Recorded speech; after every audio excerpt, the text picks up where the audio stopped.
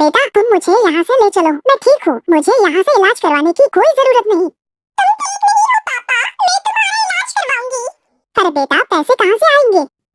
उसकी चिंता तुम मत करो, मैं कुछ ना कुछ उपाय जरूर निकाल लूंगी।